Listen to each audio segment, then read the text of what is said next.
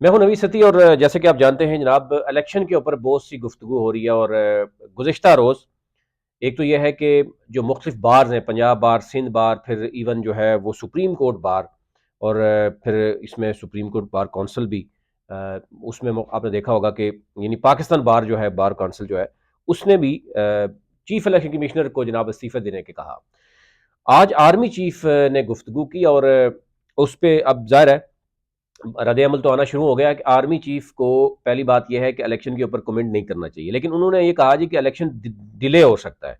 और क्यों डिले हो सकता है कि क्योंकि जो है वो लॉजिस्टिक के हवाले से मिसाइल आ सकते हैं। एक तो ये है कि मार्च से पहले इलेक्शन हो सकता है, मार्च में इलेक्शन हो सकता है। एक तो उन्होंने ये गुफ्तगू की कि इलेक्शन रुकेगा नहीं, इलेक्शन होगा, लेकिन इलेक्शन में ताखीर हो सकती है। ये इलेक्शन यानी इस पर अब स्टैंप लगा दी गई है कि 8 फरवरी को इलेक्शन नहीं होगा। अब इसमें दो तीन चीजें डिस्कस हो रही है। एक तो यह है कि जनाब जो सदर पाकिस्तान और आर्मी चीफ और चीफ यानी इलेक्शन कमिश्नर के दरमियान, मतलब आपने देखा होगा एक कहा जा गया था कि कंसेंसस करवा दिया जनाब के प्रेसिडेंट ने जो कहा वो हो गया। और लेकिन अब ये कहा जा रहा है कि ये फेब के एंड में जा सकते हैं, मार्च के यानी शुरू में या मार्च से पहले इलेक्शन होगा। और ये जब आर्मी चीफ ने कह दिया तो अब सारे स्टेक होल्डर जो है समझते हैं कि आर्मी चीफ को मेरे ख्याल से खुद नहीं किसी और के थ्रू करवाते, अगर वो करवाना ही चाह रहे थे तो आर्मी चीफ खुद कहेंगे कि हम लॉजिस्टिक सपोर्ट जो है ना उसको देने में मसाइल हैं और हम नहीं कर पाते।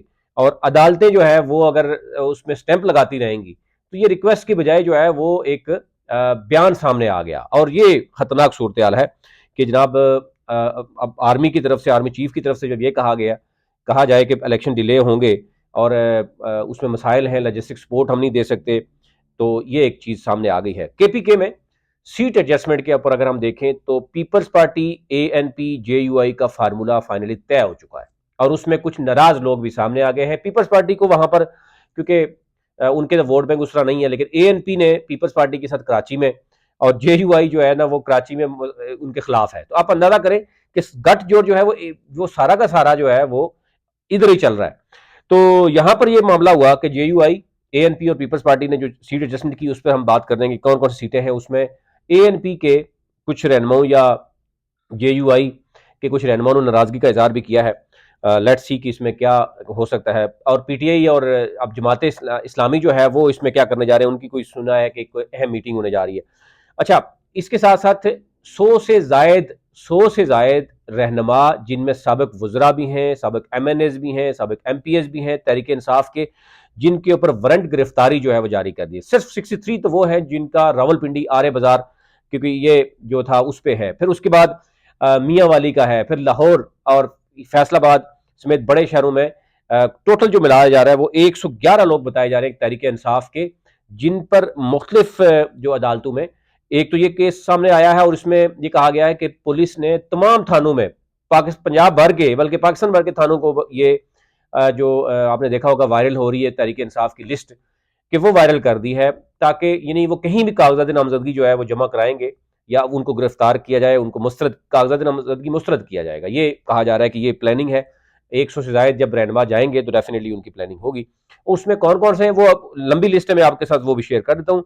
लेकिन ये बता दूं कि तकरीबन उसमें 7 के करीब साबिक वज़रा हैं। उसमें ऐसे भी लोग हैं जो छोड़ गए हैं पार्टी, तहरीक इंसाफ छोड़ गए, कोई आईपीपी में चले गए, कुछ सियासत छोड़ गए, साइड पे हैं, लेकिन उनके लिए भी एक तलवार लटक रही है कि उनको इलेक्शन से बाहर करने के लिए उनके लिए एक ऐसी चीज छोड़ी गई है कि 100 से ज्यादा लोग नहीं आएंगे। लेकिन दूसरी तरफ तहरीक इंसाफ ने यह भी क्लेम किया है कि वो जाएंगे।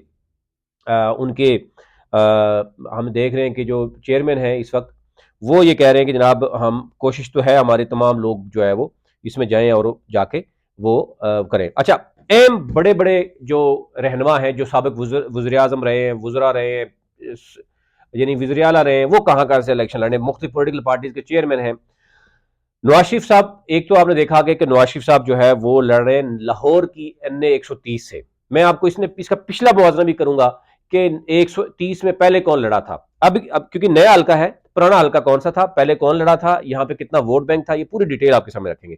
फिर नवाज शरीफ साहब एनए 15 में वहां पर भी लड़ेंगे, जहां पर इनका कैप्टन रिटायर्ड सफदर साहब ने जो है वो इनका कागजात जमा कराया और कह रहे हैं जी वहां से भी इलेक्शन लड़ेंगे। वहां पे क्या सूरत है, लास्ट क्या इलेक्शन में क्या हुआ था वो भी आपके सामने रखते हैं, और मौजूदा सूरत क्या है, क्या इतना आसान होगा नवाज शरीफ साहब के लिए वहां पे। फिर एनए 242 में शहबाज शरीफ जा रहे हैं, कराची में, और वहां पर क्या सूरत है, पहले कौन जीता था और अब क्या सूरत होगी। इसी तरह PP1 to 3 यहां पर शहबाज शरीफ साहब लाहौर में यानी लड़ेंगे, तो यानी लाहौर में फिलहाल शहबाज शरीफ लड़ेंगे नहीं, वो कराची जा रहे हैं। और मरियम नवाज जो है NA 119, और NA 119 पे अलीम खान ने भी ऐलान कर रखा है। NA 119 अब कहा जा रहा है कि अलीम खान को कहा जाएगा कि दूसरे किसी हल्के में जाए या पंजाब की ही वो शायद लड़ेंगे, ये ओवरऑल देखी जा रही है। NA 119 में मरियम नवाज हैं, और इसी हल्के से वो दो सूबाई हल्कों के भी लड़ रहे हैं, एक इसी हल्के से एक अगले हल्के से। और इसी तरह NA 118 से उसको उतारा गया है हमजा शहबाज को, और हमजा शहबाज की नाराजगी ये भी है कि जो उसके नीचे दो MPs लड़ रहे हैं उनके टिकट हमजा शहबाज को यानी वो नहीं दिया गया, वो टिकट भी जो है वो नवाज शरीफ साहब और मरियम नवाज डिसाइड कर रहे हैं। तो इस पे हमजा नाराज भी हैं कि ये खुद अपने नीचे हल्कों में खुद भी लड़ रहे हैं, और अपने ही यानी हम ख्याल कम अज कम ग्रुप को उतारा जाता है, तो हमजा शहबाज के लिए ये क्यों है। एनी हो, ये जो फैमिली चीजें हैं चलती रहती हैं, वो खत्म भी हो जाती हैं सियासत में। NA 207 से आसिफ अली जरदारी साहब नवाब शाह से जा रहे हैं, वहां पर लास्ट इलेक्शन में क्या सूरत थी वो आपके सामने रखेंगे। बिलावल जो है भुट्टो जो है वो जा रहे हैं लाड़काना से 194 से NA 194। 2018 में यहाँ पर क्या पोजीशन थी, कौन सा हल्का था, क्योंकि हल्के चेंज हो गए, हल्का बंदियों के बाद क्या हल्के पीछे आगे पीछे वो अब से हम रखेंगे। NA 148 से यूसुफ रजा गिलानी साहब है मुल्तान से, और मुल्तान की 6 की 6 सीटें तहरीक इंसाफ ने जीती थी, यानी क्लीन स्वीप किया था। तो वहां पर 148, पहले ये किसी और हल्के से लड़े थे, अब ये 148 में जा रहे हैं। और यहां पर क्या सूरत है अभी की वो भी बताएंगे आपको। यहां पर तहरीक इंसाफ की क्या पोजीशन है, नून लीग की क्या है, पीपल्स पार्टी की क्या है, IPP की क्या पोजीशन है। इसी तरह जहांगीर तरीन जो है और अली तरीन जो है वो NA 155 में से उतर रहे हैं, और उनकी जो साहबजादी हैं PP227 वो भी उनके पास है, 2 to 8 भी उनके पास है। तो कवरिंग कैंडिडेट के तौर पर NA 155 में महर तरीन है, और PP2 to 7 में अली तरीन, और 2 to 8 में यानी वो भी लड़ेंगे दोनों, यानी बहन भाई भी लड़ेंगे। अच्छा, 119 में NA 119 में अब्दुल अलीम खान भी लाहौर से उतर रहे हैं, जो कि मैंने बताया कि मरियम नवाज भी यहां से उतर रही है। और इसी तरह हलीम खान जो है लाहौर के 149 PP के जो हल्का है वहां से भी इलेक्शन लड़ रहे हैं। फिलहाल ये चीजें जो है वो आपके सामने रखनी है, प्रीवियस रिजल्ट भी रखेंगे आज, क्योंकि बहुत से यानी रावलपिंडी पूरा डिवीजन, इसी तरह हजारा डिवीजन में किन किन लोगों ने कागजात जमा कराए हैं वो मैं अगली वीडियो में आपके साथ शेयर करता हूं, क्योंकि उसकी भी लिस्टें तो आ चुकी हैं। कल बड़ी तादाद में एबटाबाद में लोगों ने जमा कराए हैं, इसी तरह आज रावलपिंडी में बहुत बड़ी तादाद में लोग जमा कराने जा रहे हैं, लाहौर में आज कागजात नामजदगी जमा। तो आज शाम तक बहुत सी चीजें जो है वो सामने आ सकती है, जिसपे आपको शेयर करते हैं।